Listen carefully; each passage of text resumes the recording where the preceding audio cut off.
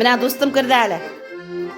Elle sağınganımını bilgen Muңlu bayım.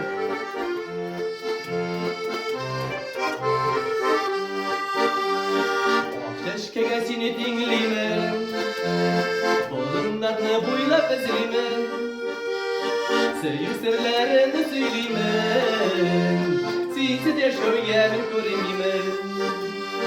Yaratanın seni özülür, O aşkelerde biremezim, Kudüklerin bölüm kalmasın, Min yaratan seni affağım. Yaratanın seni özülür, O aşkelerde biremezim, Kudüklerin bölüm kalmasın, Min yaratan seni affağım. İs gitkiş matırcır. Canım benim canım can kayın, Yazmışım nesine beylimi. Ey Hudayım men rahmetim, Bir gelişin ol bəxetim. Yaratanın seni özülür, Şekerim ol.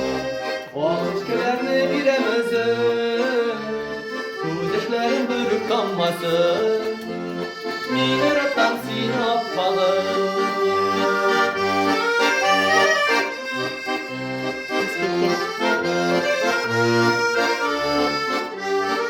Tavuşu girek matur.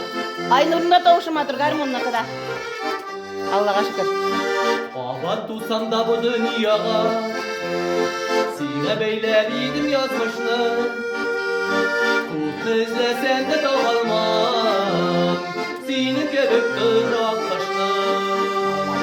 Yaratan seni özülür, O aşklarını biremezim, Kudretlerim ölüp kalmasın, Min yaratan seni affağım. Yaratanın seni özülür, O aşklarını biremezim, Kudretlerim ölüp kalmasın, Min yaratan seni affağım. Kudretlerim ölüp Min de yaratan. kalmasın, Min yaratan seni affağım. Yaratan min seni özülüp. Ah, молодец Ay. indi. Min de yaratam. Rahmet. Bäxetli ömürlü bol. Ay güptenen kurşkan yok endi. Tünen kurşmadık. Menin Aynur Sobanovich'nin keleşi bilen hatım bilen